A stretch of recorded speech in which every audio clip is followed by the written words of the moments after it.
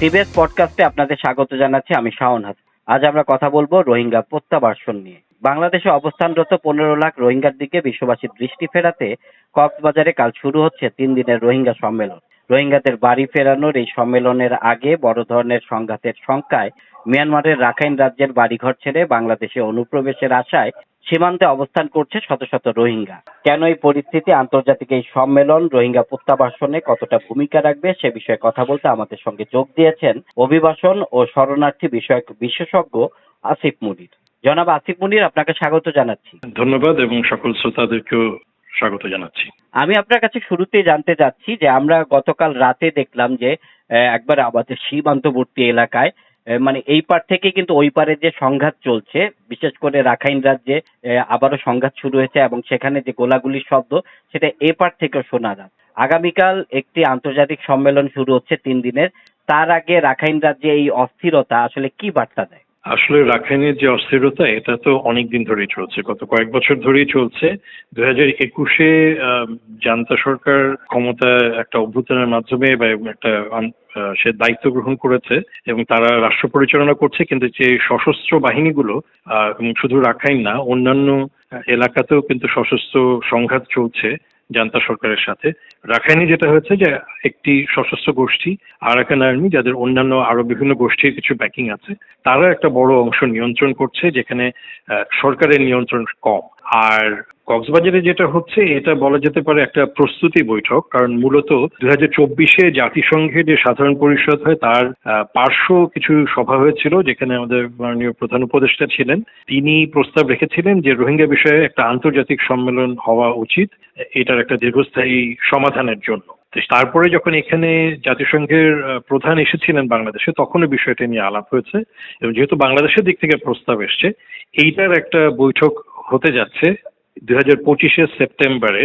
জাতিসংঘের যে সাধারণ পরিষদ হয় তার সাইড লাইনে একটা আন্তর্জাতিক বৈঠক হবে এবং এই প্রথম জাতিসংঘের উচ্চ পর্যায়ের সদস্যরা এরকম একটা বৈঠকে অংশগ্রহণ করবেন। পাশাপাশি কাতারের দোহাতে ডিসেম্বরে আরেকটি বৈঠক হতে যাচ্ছে, আন্তর্জাতিক বৈঠক, যেটি মূলত আমাদের বাংলাদেশের প্রস্তাবের ভিত্তিতে যে পৃথক একটি আন্তর্জাতিক বৈঠক, সেইটার আয়োজনের প্রস্তুতি চলছে। সেই জায়গা থেকে অলরেডি আমরা যেটুকু শুনেছি যে এখানে ঢাকায় আমাদের পররাষ্ট্র মন্ত্রণালয় এবং প্রধান উপদেষ্টার দপ্তর থেকে কূটনীতিকদেরকে ব্রিফিং করা হয়েছে এবং বাংলাদেশে যে কূটনীতিকরা আছেন তাদের একটি অংশ, তাদের প্রতিনিধিরা এবং হয়তো দূতাবাসের প্রধানরাই এখানে অংশগ্রহণ করবেন। এটি হচ্ছে একটি অংশ। স্থানীয় যারা সেখানে আছেন, স্থানীয় স্টেক হোল্ডার যদি আমরা বলি, সরকারি বেসরকারি আন্তর্জাতিক সংস্থা, তাদের প্রতিনিধিদের সহ কিছু আলাপ আলোচনা হবে। মূলত প্রস্তুতিটা আন্তর্জাতিক যে বড় সম্মেলন হতে যাচ্ছে নিউ ইয়র্ক এবং দোহাতে, সেটার পরিপ্রেক্ষিতে। আর তৃতীয় আরেকটি অংশ আছে এই সফরের মধ্যে যে সভাগুলো হচ্ছে, সেটা হচ্ছে সরাসরি ক্যাম্পের বাসিন্দা যে রোহিঙ্গারা আছে তাদের প্রতিনিধিদের সাথে সাক্ষাৎ। আমাদের মনে থাকবে যে এর আগেও যখন প্রধান উপদেষ্টা গিয়েছিলেন জাতিসংঘের মহাসচিব সহ, সেখানেও রোহিঙ্গাদের সাথে কিছু আলাপ আলোচনা হয়েছিল, তাদের পরামর্শ বা তারা তাদের চাহিদা, সেই জায়গাগুলো বিশেষ করে আন্তর্জাতিক সম্মেলনে তারা কোন কোন বিষয়গুলো চান যে বাংলাদেশ তুলে ধরুক, এই বিষয়গুলো নিয়ে কিছুটা আলাপ আলোচনা হবে রোহিঙ্গাদের একটা প্রতিনিধি দলের সাথে। এই হচ্ছে মূলত কক্সবাজারের যে আয়োজন সেটি। কক্সবাজারে যে 3 দিনের বৈঠক, সেখানে তো 25 আগস্ট প্রধান উপদেষ্টা যোগ দিবেন এবং তিনি হয়তো সেখানে কথা বলবেন। এই যে একটা সম্মেলন এখন কক্সবাজারে 3 দিনের হচ্ছে, রোহিঙ্গা প্রত্যাবাসন সহ মানে রোহিঙ্গাদের যে বিষয়টি আমরা অনেক দিন ধরে যে আমরা ভার বহন করছি সেটাকে বিশ্ববাসীর কাছে তুলে ধরতে, তো এই সম্মেলনের মাধ্যমে আসলে সেটা কতটুকু সফল হবে বলে আপনি মনে করেন? যেহেতু বড় ধরনের আন্তর্জাতিক সম্মেলন হতে যাচ্ছে সামনেই, সেটাকে সামনে রেখে এখানে নিশ্চয়ই কিছু সুনির্দিষ্ট প্রস্তাব আলোচনা হবে। যারা কাজ করছেন, যারা এখানে ভুক্তভোগী এবং স্থানীয় জনগণের সাথেও, সেইটার ভিত্তিতে এটাকে একেবারে বর্তমান বাস্তব পরিস্থিতিটাকে তুলে ধরার একটা সুযোগ থাকছে। যদিও সেটা মোটামুটি আন্তর্জাতিক মহল কিছুটা হলেও আলাপ আলোচনায় থাকে, কিন্তু আমরা এটুকু বুঝি যে আন্তর্জাতিক মহলে আরো বিভিন্ন জায়গায় বিভিন্ন দেশের সংঘাত চলছে, শরণার্থীদের বিষয়গুলো রয়েছে। রোহিঙ্গা শরণার্থীদের বর্তমান একেবারে লেটেস্ট অবস্থানগুলো সবসময় সবার সামনে হয়তো আসছে না বা গণমাধ্যমে আমরা দেখছি না, আন্তর্জাতিক গণমাধ্যমে। সেই ক্ষেত্রে এই সম্মেলনের মধ্যে দিয়ে এটার প্রচার না।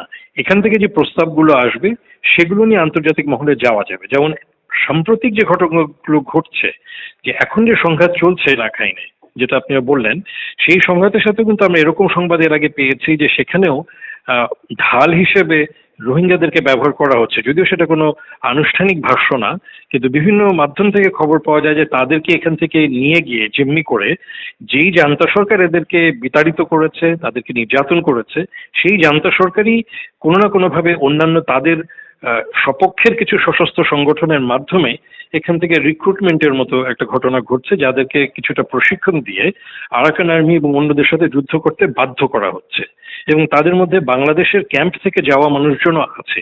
এটি একটি জায়গা। আরেকটি হচ্ছে, যদিও 2017-তে বড় ধরনের ইনফ্লাক্স হয়েছে, বড়ভাবে রোহিঙ্গারা বাংলাদেশে আসতে বাধ্য হয়েছে, সেইটার প্রক্রিয়াটা কিন্তু সাম্প্রতিককালে আবার মাঝে কম ছিল, এখন আবার বেড়েছে। যেমন আমরা যদি ধরি যে করোনাকালীন সময় বা 2017-18 এই সময়ের একটা সময় পরে কম ছিল, কিন্তু 2024-এ এবং 2025-এও অনেক। আমরা 2024-এ শুনেছি যে 1 লাখের ওপরে রোহিঙ্গারা নতুন ভাবে রাখাইন থেকে বাংলাদেশে আসতে বাধ্য হয়েছে, কক্সবাজারে এসে আশ্রয় নিয়েছে, এবং এখনো চলমান প্রক্রিয়া রয়েছে। যেটুকু শোনা যাচ্ছে যে প্রায় 50,000-এর মতো এখনো এই মুহূর্তেও বর্ডার এলাকায় আছে। যদি প্রবেশের সুযোগ পায় তারা আসবে। মূলত তাদের জীবন সেখানে বিপন্ন হচ্ছে এই যুদ্ধাবস্থার কারণে, অথবা তারা সশস্ত্র সংঘাতে তাদেরকে ব্যবহার করা বা জোর করার একটা প্রক্রিয়া হচ্ছে। সেই জন্য আনুমানিক 50,000, কমও হতে পারে, বেশিও হতে পারে, তারা অপেক্ষমান আছে। এই তথ্যগুলো কিন্তু গণমাধ্যমে আন্তর্জাতিক পর্যায়ে আলোচনায় সবসময় হয়তো আসছে না, যে এদের বিতাড়িত করা এবং ক্রমশ রাখাইনে যত রোহিঙ্গা আছে সবাইকে এই বাংলাদেশ হোক বা অন্তত রাখাইন থেকে বিতাড়িত করা, তাদেরকে নির্যাতনের মুখে, এই প্রক্রিয়াটার উপরে কিন্তু আন্তর্জাতিক মহলে আলাপ আলোচনা খুব বেশি নেই। তো সেটাকে আবার সামনে নিয়ে আসতে সহায়তা করবে এই কক্সবাজারের সম্মেলন। আমি যদি একটু আপনার কাছে জানতে চাই, এই বর্তমান যে অন্তর্বর্তী সরকার, তারা আসার পরই আসলে রোহিঙ্গা ইস্যুতে খুব আসলে জোর দিচ্ছে, এবং ইতিমধ্যে তারা মায়ানমারের যে জান্তা সরকার তার সাথেও কথা বলেছে, এবং আমরা নিরাপত্তা উপদেষ্টার মাধ্যমে যেটা জানতে পেরেছিলাম যে আরাকান আর্মির সাথেও তাদের এক ধরনের যোগাযোগ চলছে। তো দুই পক্ষে যেহেতু আসলে রাখাইন রাজ্যে আরাকান আর্মি হচ্ছে একটি মূল ফ্যাক্টর, বা সেখানে তারা একটা স্টেক হোল্ডার, তো আপনি মনে করেন এই দুই পক্ষের সাথে আলোচনার মাধ্যমেই কতটুকু সম্ভব হবে রোহিঙ্গা প্রত্যাবাসন? যেহেতু আমাদের প্রধান উপদেষ্টা বলেছেন যে আগামী রোজার ঈদটা যেন তারা তাদের দেশের মাটিতে করতে পারে, সে ব্যবস্থা তিনি নেবেন, বা সে ব্যবস্থা ত্বরান্বিত করার একটি প্রক্রিয়া শুরু করবেন। প্রথমত হচ্ছে যে দুটি গোষ্ঠীর কথা আপনি বললেন, বা দুটি পক্ষ, জান্তা সরকার এবং আরাকান আর্মি, এখানে সমস্যাটা হচ্ছে যে ওখানে একটা অস্থিতিশীল অবস্থা এবং একটা অনিশ্চিত অবস্থা। কারা সেখানে রাষ্ট্র ক্ষমতা নিয়ন্ত্রণ করছে, এখনো যদিও জান্তা সরকার সেটা নিয়ন্ত্রণ করছে, কিন্তু তারা আবার সাম্প্রতিককালে ঘোষণাও দিয়েছে যে ডিসেম্বরে তারা একটা নির্বাচন, একটা গণতান্ত্রিক প্রক্রিয়ার মধ্যে যাওয়ার চেষ্টা করবে। তো এইটা কিছুটা হলেও সেখানে জনসমর্থন তাদের পক্ষে নিয়ে আসার একটা প্রচেষ্টা বলেই মনে হয়, এবং সেটা তাদের পক্ষে কিছুটা সম্ভব এই কারণে যে সেখানে যদি পূর্বতন যারা ক্ষমতায় ছিল, রাষ্ট্র ক্ষমতায় বা রাষ্ট্র গঠন করেছিল আং সান সুচির সরকার, যদিও তাদের পেছনে সামরিক ব্যাকিং ছিল, তারপরেও তারা সহ অন্যান্য যে গোষ্ঠীগুলো এখন আর ক্ষমতায় নেই বা ক্ষমতা থেকে বিতাড়িত, তাদের একটা জোটও আছে বিরোধী দলের। তাদের বিরুদ্ধে অবস্থানে থেকে যদি জান্তা সরকার একটা নির্বাচন করে, অর্থাৎ যদি অন্যান্য গণতান্ত্রিক শক্তি বা রাজনৈতিক দল, যেহেতু তারা জান্তা সরকারের বিপক্ষে আছে, তারা হয়তো এই ধরনের একটা নির্বাচনী প্রক্রিয়ার মধ্যে যাবে না এবং বয়কট করতে পারে। সেই ক্ষেত্রে জান্তা সরকার তার পক্ষে একটি গোষ্ঠীকে দিয়ে হয়তো নির্বাচনে এখানে একটা অন্তত একটা একটা ধারণা দেওয়া যে এরা এখানে একটা গণতান্ত্রিক প্রক্রিয়া চলছে, সেইটা ডিসেম্বর হতে পারে, এবং সেটাও দেখতে হবে যে ডিসেম্বর আসলে কি হচ্ছে। এর মধ্যে যে এই আন্তর্জাতিক যে সম্মেলনগুলো হচ্ছে সেখানেও আসলে প্রসঙ্গটা থেকে যাবে যে কে কার সাথে কথা বলছে। কারণ আমরা জানি যে মিয়ানমারের যে অস্থিতিশীল অবস্থা, এটা ভূ রাজনীতিকেও প্রভাবিত করছে, বা ভূ রাজনীতির ক্ষেত্রেও একটা সংকট। তারপর সেখানে অস্ত্র বাজারেরও একটা বিষয় রয়েছে। তো সামগ্রিকভাবে অনেকগুলো বিষয় আন্তর্জাতিক সম্মেলনে আলাপ আলোচনায় আসতে পারে, এবং এখানেও আরেকটি বিষয় যে এই আলোচনার মধ্যে আসলে স্টেক হোল্ডার হিসেবে মিয়ানমারের কোনো প্রতিনিধি থাকবে কিনা। আন্তর্জাতিক পর্যায়ে সম্মেলন হচ্ছে মিয়ানমারের প্রসঙ্গে, সেখানে মিয়ানমার কতটুকু উপস্থিত থাকবে, নাকি তারাও এটা থেকে নিজেদেরকে বিচ্ছিন্ন করে রাখবে। তো সেই ক্ষেত্রে আমাদের যে প্রক্রিয়াগুলো এটা দ্বিপাক্ষিক জায়গা থেকে আমরা চেষ্টা করছি, কিন্তু দিনের শেষে এটা একটা আন্তর্জাতিক প্রক্রিয়া লাগবে এবং সেটা হয়তো কিছুটা আন্তর্জাতিক সম্মেলন যেটা বাইরে হবে সেখানে কিছুটা আলাপ আলোচনায় আসবে। কারণ অন্যান্য রাষ্ট্ররাও কিন্তু একইভাবে উভয় পক্ষের সাথেই কথা বলছে বা বলেছে, এবং অন্যান্য যে সশস্ত্র সংঘাতগুলো চলছে তাদের সাথে যারা যে গোষ্ঠীগুলো আছে। তো সেইটা তাৎক্ষণিক কোনো সলিউশন হবে না। আর যেটা আপনি বলছিলেন যে সামনের রোজা, দেখুন আসলে আমরা এটুকু বুঝতে পারি যে বর্তমানে অন্তর্বর্তীকালীন সরকারের যে দায়িত্ব তার মধ্যে অনেক বড় বড় অনেকগুলো আমাদের রাষ্ট্রীয় দায়িত্বই রয়েছে। সামনে নির্বাচনের কথাও বলা হচ্ছে, নির্বাচনের জন্য যে আয়োজন, আইন শৃঙ্খলা থেকে শুরু করে অন্য অনেকগুলো বিষয় আছে।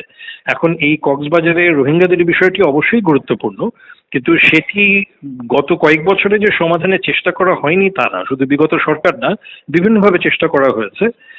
এবং মিয়ানমারের যদি নিজস্ব গ্রহণযোগ্যতা তৈরি না হয় তাহলে কিন্তু রোহিঙ্গা প্রত্যাবাসনটা সহজ হবে না। এখন পর্যন্ত সেখানে কোনো সরকারই বিগত অনেক বছর ধরে কোনো সরকারই রোহিঙ্গাদেরকে স্বীকৃতি দেয়নি, তাদের নাগরিক স্বীকৃতি বা তাদের অধিকারের স্বীকৃতি। এমনকি মিয়ানমারের কোনো জনগোষ্ঠীও তাদের সমর্থন করে না। এরকম একটা অবস্থায় এটার স্থায়ী সমাধান করতে হলে মিয়ানমার একটা গুরুত্বপূর্ণ স্টেক হোল্ডার এবং তার সাথে একটা আন্ডারস্ট্যান্ডিং এ আসতে হবে। আমরা অতীতে দেখেছি বা বলেছিও যে তাদের উপর চাপ প্রয়োগ, কিন্তু ভূ রাজনীতির কারণে এবং আন্তর্জাতিক রাজনীতি এবং অর্থনৈতিক সম্পর্ক, বাণিজ্যিক সম্পর্কের কারণে দেখা গেছে যে বিশ্বের বড় বড় রাষ্ট্রগুলো, মার্কিন যুক্তরাষ্ট্র থেকে শুরু করে ইউরোপিয়ান ইউনিয়ন এবং আশেপাশে যে দেশগুলো আছে, চীন, ভারত, প্রত্যেকেরই মিয়ানমারের সাথে তাদের নিজস্ব স্বার্থ রয়েছে।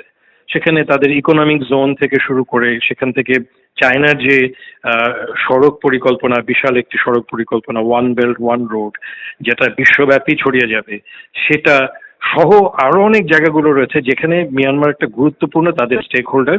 যেই কারণে আমরা এত বছরও কিন্তু এটার একটা সমাধানের খুব একটা ভালো পদক্ষেপ কোনো দিক থেকে দেখতে পাচ্ছি না আন্তর্জাতিক মহলে, বরং মিয়ানমারের পক্ষ অবস্থান করে তারা কিছুটা রোহিঙ্গাদের বিরোধী অবস্থানেও কোনো কোনো বড় রাষ্ট্রগুলো দাঁড়াচ্ছে।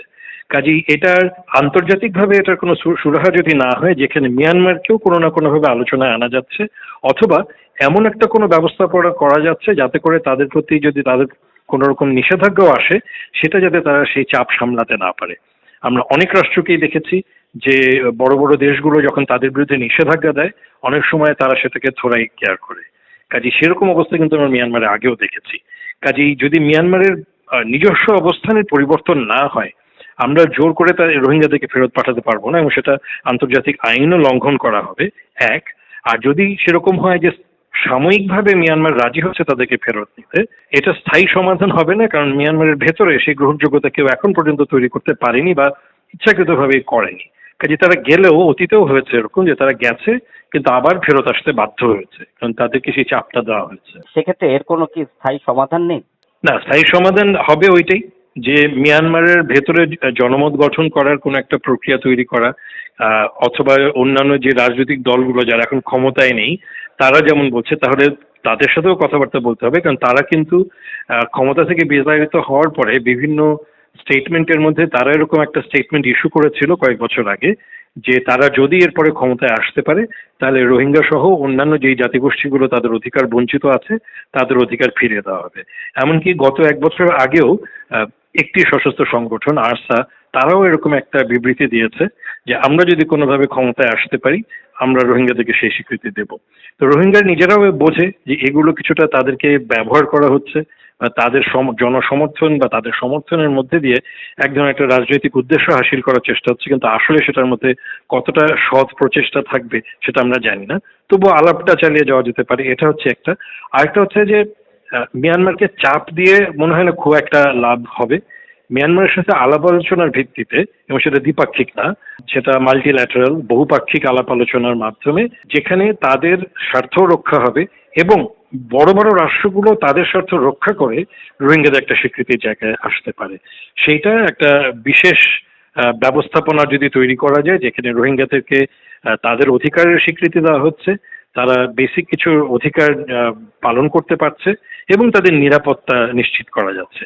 সাম্প্রতিককালে এই ধরনের প্রক্রিয়াগুলো বা প্রচেষ্টাগুলো কিন্তু আমরা অন্যান্য জায়গায় দেখছি। আমরা দেখছি যে ইউক্রেনের ক্ষেত্রে বলা হচ্ছে যে সেখানে একটা হচ্ছে যে হয় সিজ ফায়ার অথবা সেখানে শান্তি প্রক্রিয়া, কিন্তু সেখানে নিরাপত্তা নিশ্চিত করার ব্যাপারটি ইউক্রেন সরকার কিন্তু গুরুত্ব দিচ্ছে। তো সেরকম একটা বিষয় কিন্তু এক্ষেত্রেও করা সম্ভব, অন্তত আলাপ আলোচনায় যাওয়া। কিন্তু দিনের শেষে মিয়ানমারের সাথে আলাপ আলোচনায় বসতে হবে, এবং সেটা দ্বিপাক্ষিক না বহুপাক্ষিক। তাহলে হয়তো একটা রোড ম্যাপ তৈরি করা যেতে পারে। এখন পর্যন্ত কিন্তু কোনো রোড ম্যাপ নেই, এবং এরকম কোনো রোড ম্যাপ যেটা বাস্তবসম্মত সেরকম। কিন্তু অতীতে দেখা গেছে যে গবেষণা করে যদি যারা একটি দেশ থেকে বিতাড়িত হয় তারা যদি তাদের নিজেদের দেশে ফেরত যেতে চায়, মিনিমাম 15-20 বছর লেগেই যায়। এবং বিশ্বেও এখনো উদাহরণ রয়েছে বিভিন্ন জায়গায় যে শরণার্থীরা দীর্ঘ 30-40-50 বছর ধরে এরকম একটা অবস্থানে রয়েছেন যেখানে এটা তাদের নিজেদের দেশ নয়, এরকম ভাবে তাদেরকে থাকতে হচ্ছে। বিশ্বে এরকম উদাহরণও আছে। কাজে আমরা বিশ্বের বাইরে তো না, বিশ্বে শরণার্থীদের, অন্যান্য শরণার্থীদের চেয়ে এখানে জনসংখ্যা বেশি রোহিঙ্গাদের, ছোট দেশ বাংলাদেশ, কিন্তু সেরকম অবস্থা কিন্তু আরো অন্যান্য জায়গায় শরণার্থীদের রয়েছে। এই সমাধানের একেবারে সম্ভব না তা বলবো না আমরা, কিন্তু করতে হলে সেটার একটা বাস্তবসম্মত রোডম্যাপ দরকার, যেখানে সকল রাষ্ট্র অন্তত কিছু কিছু জায়গায়, বেসিক কিছু জায়গায় একমত হতে পারবে। এখন কিন্তু একমতের জায়গায় তারা আসতে পারেনি। জি, আপনাকে অসংখ্য ধন্যবাদ আমাদেরকে সময় দেওয়ার জন্য। এবং আপনাকেও এবং আপনাদের সকল শ্রোতাকেও ধন্যবাদ।